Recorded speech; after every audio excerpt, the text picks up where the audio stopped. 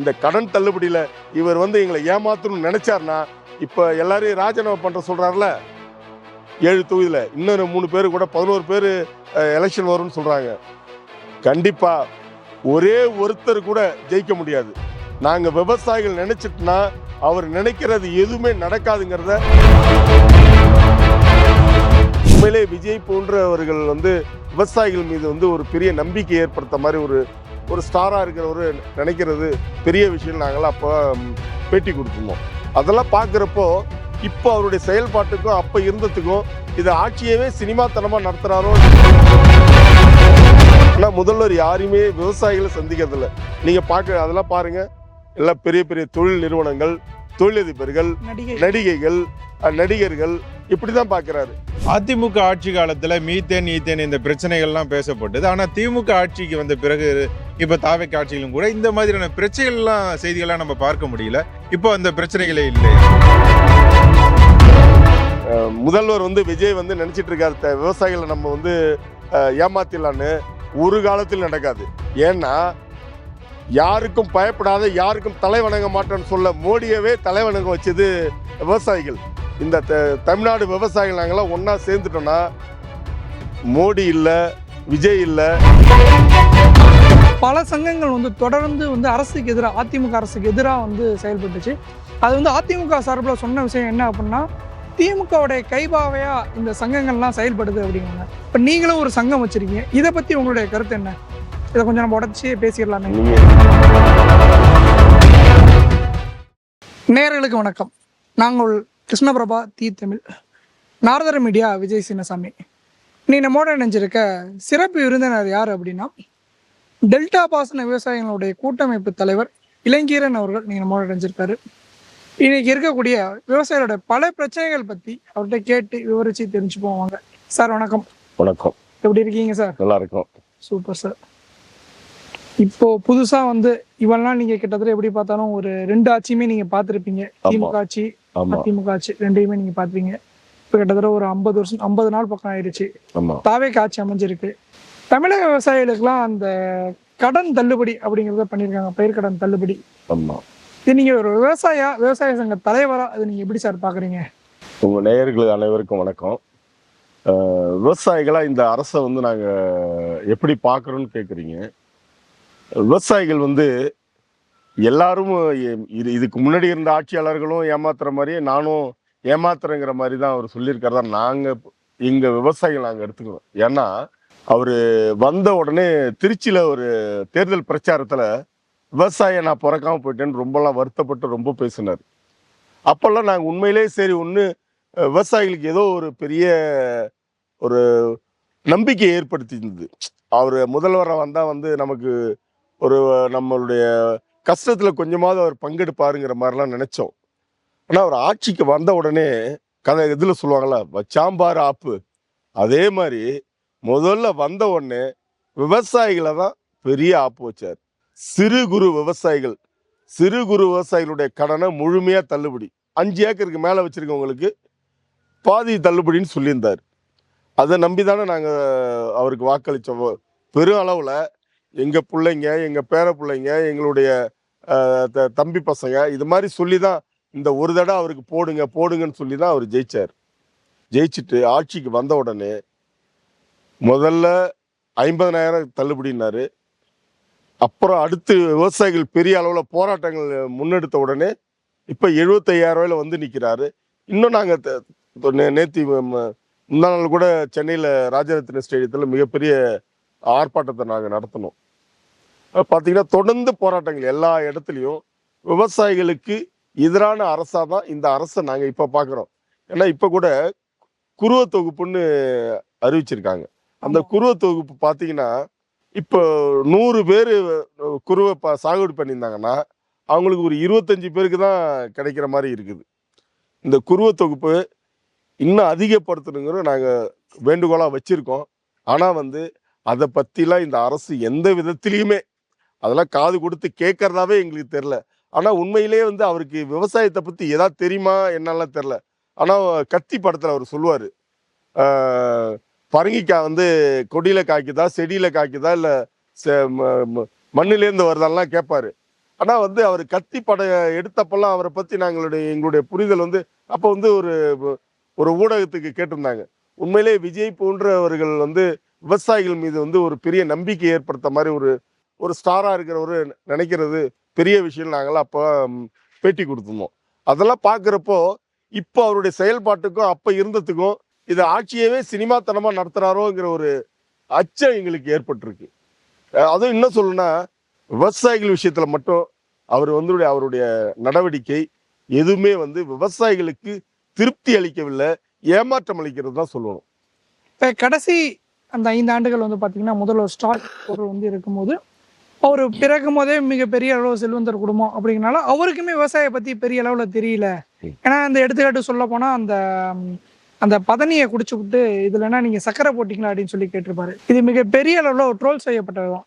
அதை வச்சே சொன்னாங்க இந்த விவசாயத்தை பற்றி ஒட்டுமொத்தமாக விவசாயத்தை பற்றி முதல்வர் ஸ்டாலின் எதுவுமே தெரியல அப்படின்னு சொல்லி அதை பற்றி பேசணும். அதை பற்றி போன கடைசி 5 வருஷம் அதை நீங்கள் எப்படி சார் பார்க்குறீங்க?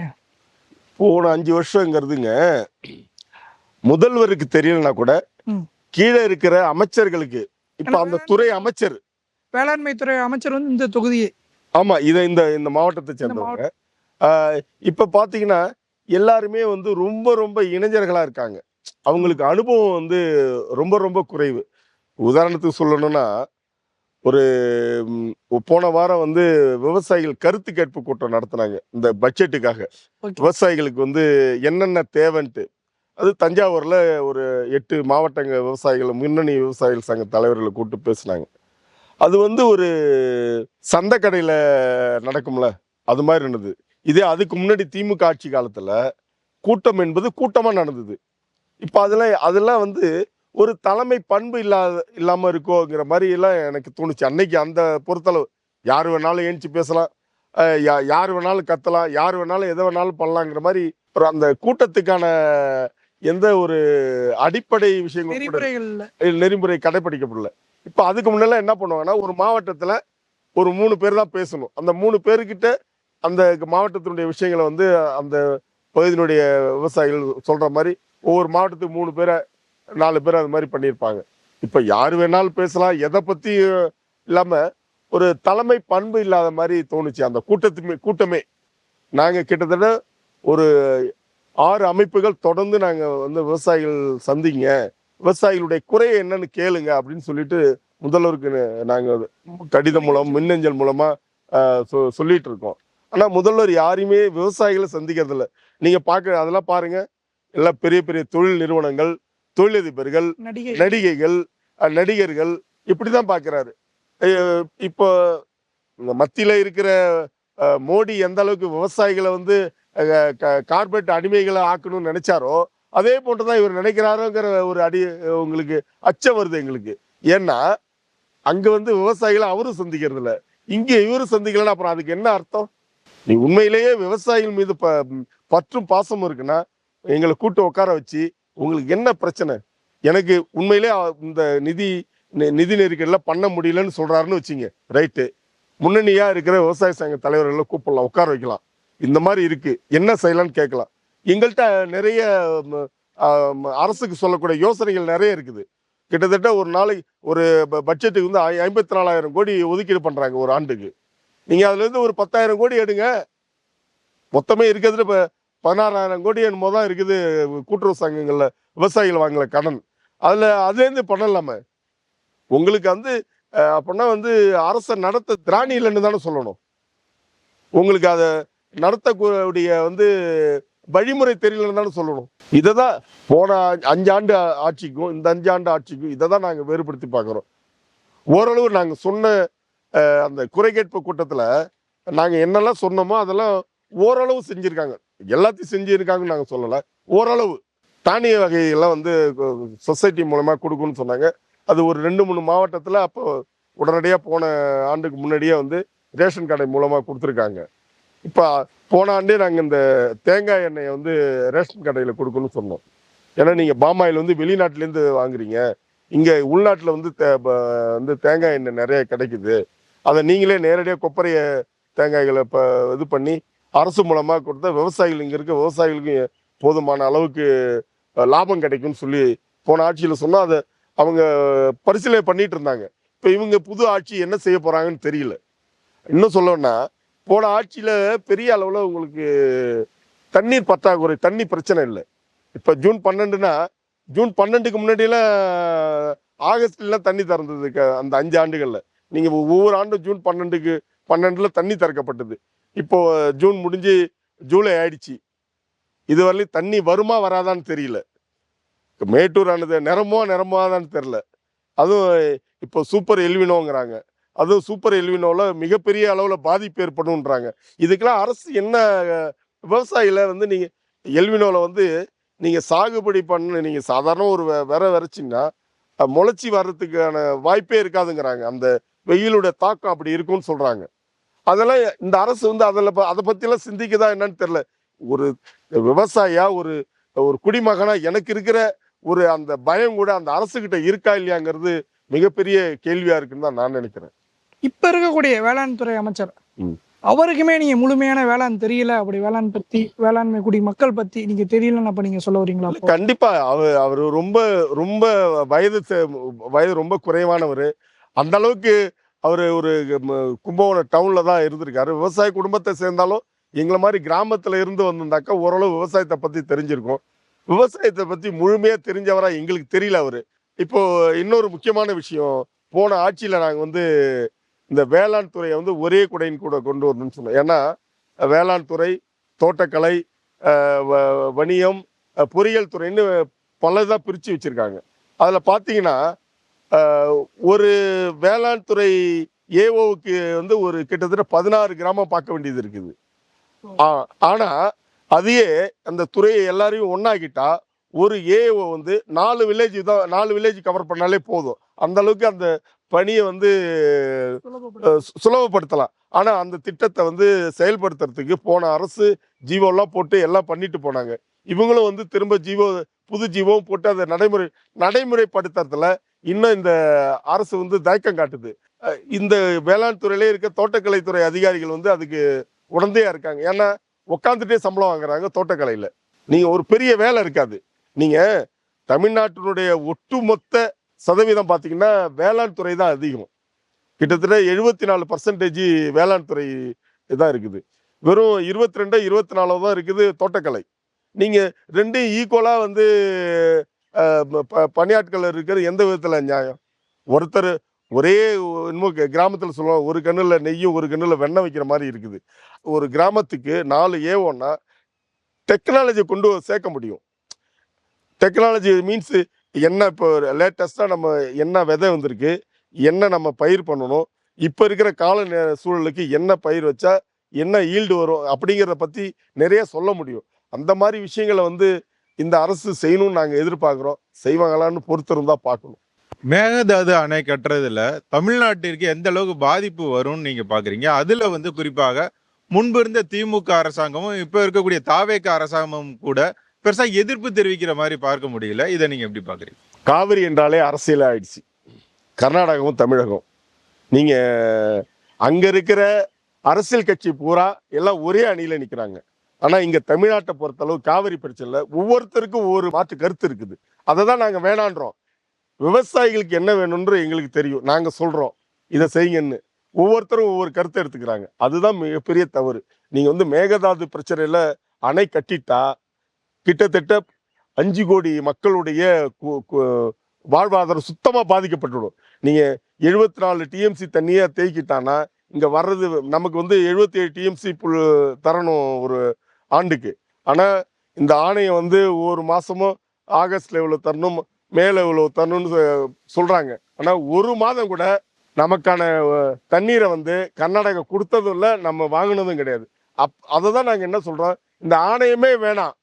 நீங்க குறிப்பா இதை வந்து ஒரு தேர்தல் ஆணையம் மாதிரி ஒரு இண்டிபெண்டா இருக்கணும். யாருடைய மத்திய அரசோட நேரடி கட்டுப்பாட்டில் இருந்தா கூட மத்திய அரசு யாருக்கு சப்போர்ட் பண்றாங்களோ அவங்களுக்கு சப்போர்ட்டா இருப்பாங்க. அதனால ஒரு இண்டிபெண்டா இருக்கணும்னு நினைக்கிறோம். ஏன்னா அங்க என்ன தேவை, தண்ணி எவ்வளவு இருக்குது, இங்க எவ்வளவு தேவைன்னு பார்த்து அவங்களே கனெக்ட் பண்ணி அவங்களே திறக்கணும். அந்த மாதிரி ஒரு சூழல் வந்தா மட்டும்தான் இந்த காவிரி பிரச்சனைக்கு ஒரு நிரந்தர முற்றுப்புள்ளி வைக்க முடியும். மேகதாதுல அணை கட்டிட்டாங்கன்னா தமிழ்நாடு குறிப்பா இந்த 11 மாவட்டங்கள் பாலைவனம் மாறுறதுக்கான மிகப்பெரிய ஒரு சூழல் இருக்கு. அதை வந்து நாங்க விடமாட்டோம். கண்டிப்பா தமிழக விவசாயிகள் எந்த ரூபத்திலேயாவது அதை வந்து முறியடிப்போங்கிற நம்பிக்கை எங்களுக்கு இருக்கு. கண்டிப்பா நாங்க முறியடிச்சிருவோம் அந்த விஷயத்த. அதிமுக ஆட்சி காலத்துல மீத்தேன் ஈத்தேன் இந்த பிரச்சனைகள்லாம் பேசப்பட்டது. ஆனா திமுக ஆட்சிக்கு வந்த பிறகு இப்ப தாவேக்கா ஆட்சியிலும் கூட இந்த மாதிரியான பிரச்சனைகள்லாம் செய்திகள்லாம் நம்ம பார்க்க முடியல. இப்போ அந்த பிரச்சனைகளே இல்லையா தமிழ்நாட்டுல? இல்ல, இப்போ கூட ஒரு ஒரு 15 நாளைக்கு முன்னாடி பரங்கிப்பேட்டை கிள்ளை பிச்சாவரத்துல வந்து அந்த ஹெச்பிங்கிற நிறுவனம் வந்து அனுமதி கேட்டு தமிழக அரசுக்கு கொடுத்து, அப்போ உடனடியாக நாங்கெல்லாம் ரியாக்ட் பண்ணிட்டோம். வந்து தமிழக அரசு அதுக்கு வந்து அனுமதி கொடுக்கக்கூடாதுன்ட்டு. ஏன்னா அந்த எடுக்கிறதுக்கான போர் போடுறப்போ 64 சதுர கிலோமீட்டர் வந்து பாதிக்கப்படுமோ. அப்படின்னா அங்க இருக்கிற கீழே இருக்கிற தண்ணி, அங்க இருக்கிற இப்ப கடல்ல போடுறாங்கிறாங்க.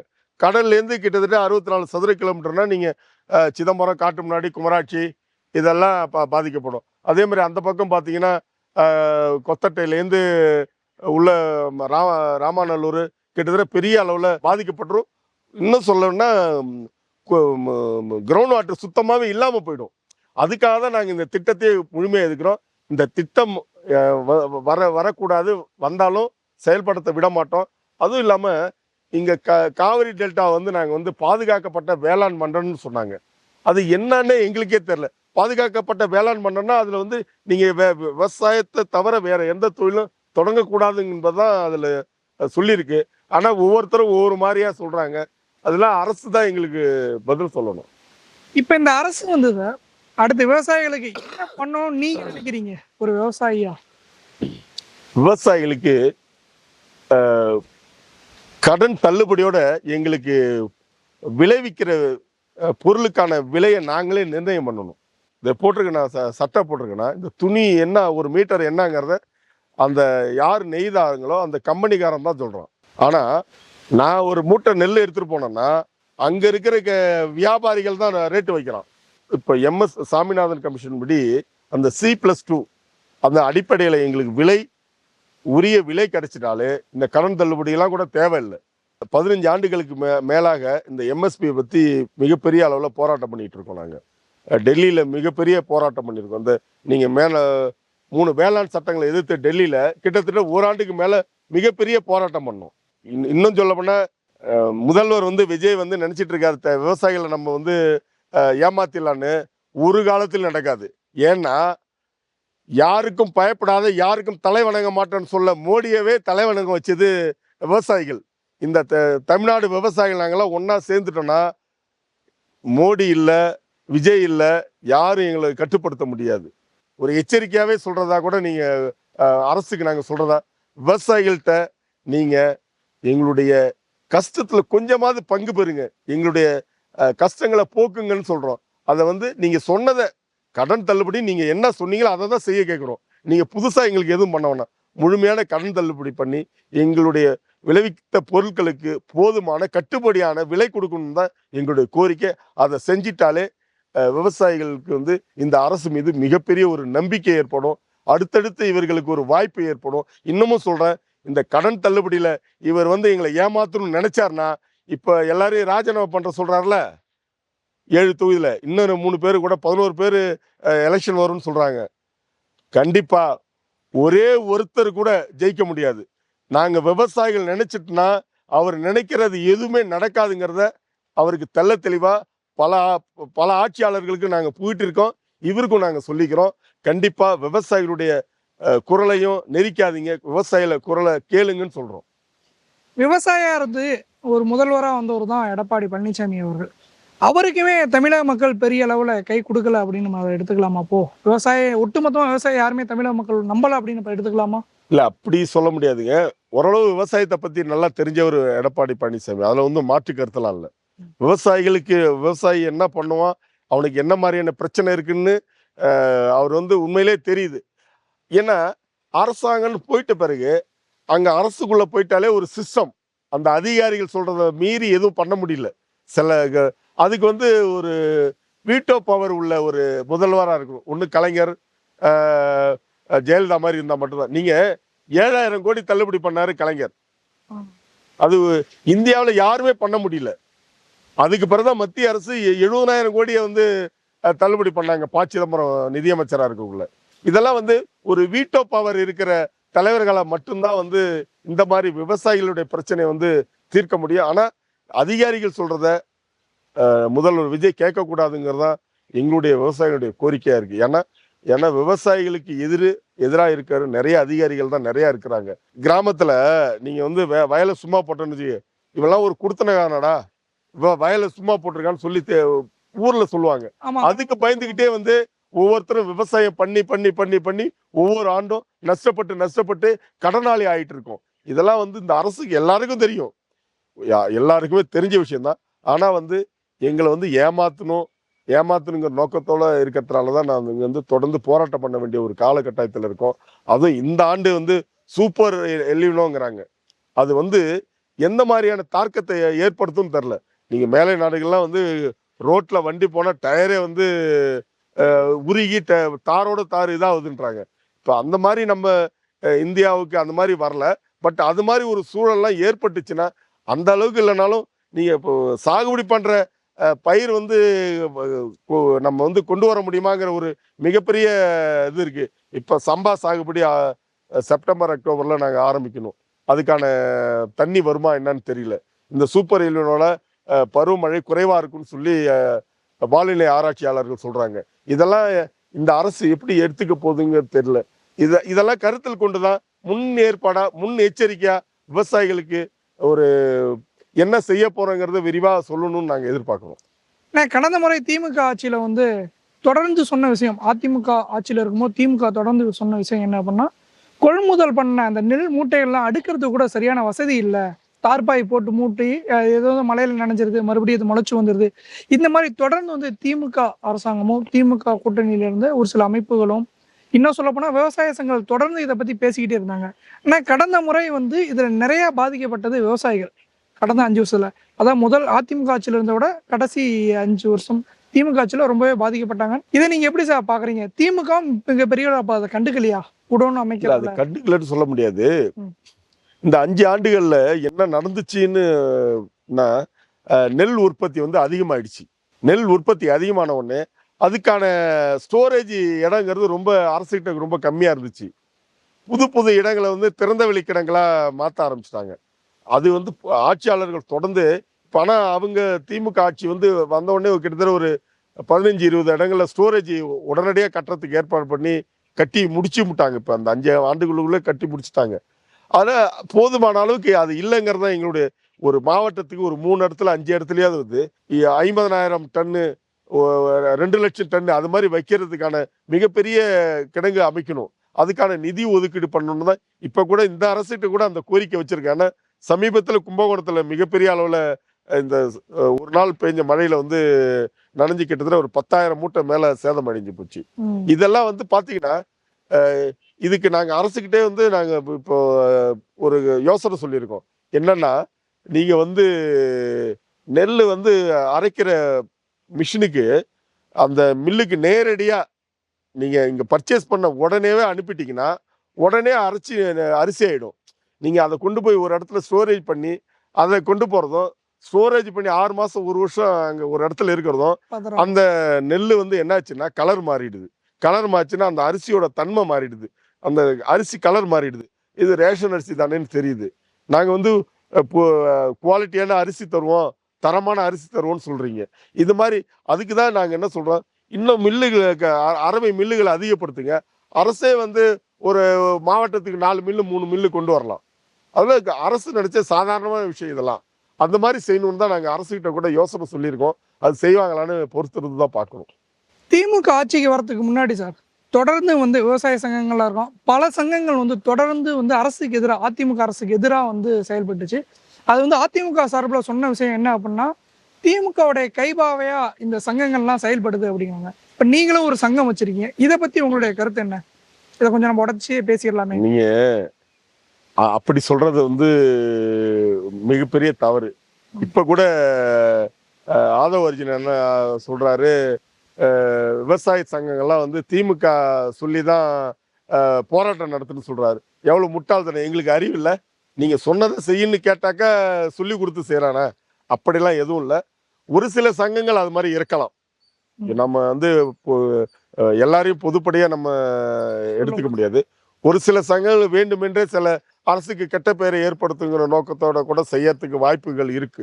ஆனா எடப்பாடி ஆட்சியில வந்து பெரிய அளவுல விவசாயிகள் பெரிய போராட்டம்னா, அப்ப கூட நான் கூட இந்த ஹைவே திருச்சி டு சிதம்பரம் தேசிய நெடுஞ்சாலைக்கு இடம் எடுத்தாங்க. அப்போ வந்து நாங்க வந்து அடுத்த மாவட்டத்துக்கு ஒரு ரேட்டு, இந்த மாவட்டத்துக்கு ஒரு ரேட்டு இருக்குன்னு நாங்க போராட்டம் பண்ணோம். அப்ப கூட என்ன கூட கைது பண்ணி 15 நாள் சிறையில வைத்திருந்தாங்க. அதெல்லாம் வந்து அது அரசு சில இடத்துகள்ல தவறு பண்ணுது. அதை தட்டி கேட்கிறப்போ அவங்களுக்கு வந்து ஆட்சியாளர்களுக்கு வந்து நாங்க அவங்களுக்கு எதிராக இருக்கிறதா நினைக்கிறாங்க. யாருக்கும் நாங்க எதிரானவர்கள் அல்ல. நான் இன்னும் சொல்லணும்னா, அரசு என்ன சொல்லுதோ ஓரளவு அதை நாங்க பயன்படுத்தணும்னு நினைக்கிறோம். அதை கேட்டுக்கிட்டு நடக்கணும்னு நினைக்கிறோம். ஆனா ஆட்சியாளர்கள் என்ன நினைக்கிறாங்க, எங்களை வந்து ஒரு மாற்றான் தாய் மனப்பான்மையோட தான் பாக்குறாங்க. நீங்க வந்து இதே ஒரு அரசு ஊழியர்கிட்ட நீங்க கையை வச்சு பாருங்க. தமிழ்நாடு எல்லாமே எல்லா அரசு ஊழியரும் ஒரே இடத்துல வந்து மிகப்பெரிய போராட்டத்தை அரசு சம்பிக்க வச்சிருவாங்க. விவசாயிகள்கிட்ட அது இல்லை. அதனாலதான் இந்த அரசுகள் வந்து தொடர்ந்து விவசாயிகளை வஞ்சிட்டு இருக்காங்க. இந்த எந்த அரசுமே நிறைய சங்கங்கள் இருக்குல்ல, ஒரு சங்கம் 2 சங்கம் கிடையாது, நிறைய சங்கங்கள் இருக்குல்ல. விவசாயிகளே ஒற்றுமையா இல்லாதப்போ விவசாயிகளுடைய குரல் எப்படி அரசு கேட்கும்? விவசாயிகள் முதல்ல ஒற்றுமையா இருக்கணும்ல. இல்ல, அதுக்கான முயற்சி நாங்கெல்லாம் எடுத்துட்டு இருக்கோம். இனி வரும் காலங்களில் போராட்டம் என்பது எல்லா விவசாய சங்கமும் சேர்ந்து பண்ணணும் அப்படிங்கிற மாதிரி தான் கொண்டு வந்துட்டு இருக்கோம். அதுக்கான ஒரு முன்னெடுப்பை எடுத்துட்டு இருக்கோம். அது கண்டிப்பா நாங்க வெற்றி பெறுவோம். ஆட்சிக்கு வந்தவுடன் ஆதவ அர்ஜுனா சொன்னது இதுதான் பெரிய தாக்கத்தை உண்டாக்குச்சு தமிழக மக்கள் மத்தியில. விவசாயத்தை விட கஷ்டம் வந்து விளையாட்டு தான் அப்படின்னு சொல்லியிருந்தார். இதை குறித்து உங்களுடைய பார்வை என்ன? அவருக்கு விவசாயத்தை பத்தி தெரியலன்னு அர்த்தம். விவசாயி எப்ப படுக்கிறான் எப்ப ஏந்திரிக்கன்னு சொல்ல முடியாது. நடிகர் கார்த்தி சொன்னார்ல, அவரு இந்த படத்துல, ஒரு நாள் விவசாய நீ இருக்கவனா ஒரு நாள் விவசாய வாழ்ந்து பாருன்னு சொன்னார்ல. ஆதவ அர்ஜுனாவை ஒரே ஒரு நாள் எங்க கூட எங்க வயலுக்குள்ள நாங்க என்ன செய்யறோமோ எங்க கூட இருக்க சொல்லுங்க. எங்களுக்கு நான் எத்தனை மணிக்கு படுக்கோம் எத்தனை மணிக்கு எந்திரிக்கணும்னு சொல்ல முடியாது. எப்போ வேணாலும் திடீர்னு கரண்ட் போச்சுன்னு வச்சுக்கோங்க, திடீர்னு ஏஞ்சி வந்து மோட்டர் ஆஃப் பண்ணணும், திரும்ப போடணும். அந்த மாதிரி இருக்கு. திடீர்னு ஏதாவது தண்ணி பூந்து அடிக்குதுன்னு வச்சுங்க, அந்த நேரத்தில் மம்டி எடுத்துருந்து மடையை கட்ட வேண்டியிருக்கும். அதுக்கு நேர காலமே எதுவுமே கிடையாது. விளையாட்டு வீரர்களுக்கெல்லாம் அப்படிலாம் கிடையாது. அவங்க காலையில ஏஞ்சி ப்ராக்டிஸ் பண்ணணும், சாயந்தரம் ப்ராக்டிஸ் பண்ணணும், ஓடணும். அது ஒரு நாள் அந்த மேட்ச் நடக்கிறப்ப மட்டும், போட்டி நடக்கிறப்பட்டு தான் ஓடணும், அந்த விளையாட்டு செய்யணும். எங்களுக்கு டெய்லி ஒவ்வொரு நாளும் நாங்கள் வந்து ஒவ்வொரு நாளும் எங்களுக்கு மேட்ச் மாதிரி தான். அது மாதிரி அவருக்கு வந்து புரியாது, விவசாயத்தை பற்றி புரியாததுனால அந்த இதை சொல்லியிருக்காரு. ஆனால் அவர் அதுக்கு பிறகு அதை பற்றி எதுவும் பேசலை. அதனால அவர் புரிஞ்சுக்கிட்டாருன்னு நாங்கள் நினைக்கிறோம்.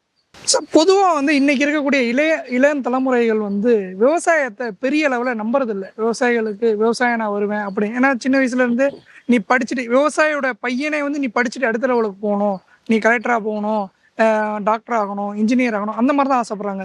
எந்த ஒரு விவசாயம் என் பையன் வந்து அடுத்த விவசாயத்தை எடுத்து பார்க்கணும் அப்படிங்கிறவங்க பெரிய அளவில் ஆசைப்படுறதில்ல. இளம் தலைமுறைகளோட வந்து அதுக்கான காரணம் என்ன நீங்க நினைக்கிறீங்க விவசாயிக்கு வரத்துக்கு? நானே இருக்கேன், என் பையன் விவசாயத்துக்கு வரக்கூடாதுன்னு நான் நினைக்கிறேன். நீங்கள் ஒரு தொழில் பண்ணால் ஒரு லாபம் இருந்தால் மட்டும்தான் அதில் வந்து செய்ய முடியும். லாபமே இல்லாததுல திரும்ப திரும்ப கடனை வாங்கி போட்டு செய்யறதுனால என்ன லாபம் இருக்குது? ஒரு சிறு குறு விவசாயி கூட ஜவுளி கடையிலையோ இல்லை டீ கடையிலையோ ஒரு மாதம் 15,000 20,000 வேலை செஞ்சால் போதுங்கிற அந்த மனப்பான்மைக்கு நாங்கள்லாம் வந்துட்டோம். ஏன்னா இதில் ஒரு வருஷத்துக்கு நாங்கள் உழுண்டு பிறண்டு ஒரு ஏக்கர் வச்சுருக்கேன், நான் விவசாயம் பண்ணுறேன். அதில் உழுந்து பிறண்டா கூட 1 லட்சம் சம்பாதிக்க முடியல என்னால். அதே ஒரு கடையில் போனோம்னா 5,000 ரூபா சொன்னால் 1,50,000 ரூபா எனக்கு சம்பளம் கிடைச்சது ஒரு வருஷத்துக்கு. குடும்பத்தை நிம்மதியாக ஓட்ட முடியுது. இதில் வந்து நான் கடனை வாங்கி எதுவுமே இல்லாமல் வெறும் ஆளாக நிற்கிறதுக்கு அது சிறந்ததுங்கிற மாதிரி இருக்கிறதுனால இனி விவசாயம் வந்து போகிற போக்கில் ஒன்றே ஒன்று மட்டும் அந்த நம்ம நேயர்கள் வாயிலாக சொல்லிக்க விரும்புகிறேன். இது விவசாயம் ஒரு காலத்தில் ஒரு கார்பரேட்டுக்கிட்ட கைக்கு போச்சுன்னா ஒரு கிலோ அரிசி 1000 ரூபாய் விற்கும். அப்போ தெரியும் எங்களுடைய நிலைமை. விவசாயம் நம்ம வந்து எப்படிலாம் ஏமாத்திட்டோம் அப்போ தெரியும் விவசாயினுடைய கஷ்டம். இன்னும் குறைஞ்சபட்சம் ஒரு 10 ஆண்டுக்குள்ள பாருங்க, விவசாயத்துக்கு ஒரு மிகப்பெரிய மரியாதை கிடைக்கும். நான்லாம் எதிர்பார்க்குறேன். அது கிடைக்கும் நம்பிக்கை இருக்கு எனக்கெல்லாம். இந்த நாட்டோடைய முதுகெலுமே வந்து விவசாயம் தான் சொல்லிட்டு வராங்க. ஆனா ஒரு கட்டத்துல விவசாயம் அழியக்கூடிய நிலைமை இருக்குல்ல. இந்த விவசாயம் அழியாம இருக்கணும் அப்படின்னா நீங்க உங்களுடைய சைட்ல இருந்து நீங்க என்ன சார் சொல்லுவீங்க அப்போ? விவசாயம் அழியாம இருக்கணும்னா நாங்க அரசிட்ட பல கோரிக்கைகள் வச்சிருக்கோம். எங்களுக்கு முன்னாடி கட்டுப்படியார விலை கொடுக்கணும். நீங்க இதே மாதிரி விவசாயிகள் பசங்க படிக்கிறதுக்கு வேலை வாய்ப்பு, கல்வி காலேஜில் ஒதுக்கீடு வேணும். விவசாய பிள்ளையா அவங்களுக்கு வந்து எல்லாமே ஃப்ரீ. ஹாஸ்டல்லேருந்து படிப்பு செலவு ஃபுல் எல்லாமே இலவசம். அவங்க முடிச்சுட்டு வராங்களா, முதல் பட்டதாரியா அவங்களுக்கு வந்து ஒரு கிரேஸ் மார்க் ஒன்று கொடுக்கணும். அவங்க அந்த அந்த மாணவர்களுக்கு வேலை வாய்ப்பில் முன்னுரிமை அளிக்கணும். உங்களுடைய பல கருத்துக்களை நம்ம நேரோட பகிர்ந்துக்கிட்டீங்க. உங்களுடைய பொன்னான நேரத்தை ஒதுக்கி எங்களுக்காக கொடுத்ததுக்கு ரொம்பவே நன்றிங்க சார். வணக்கம்.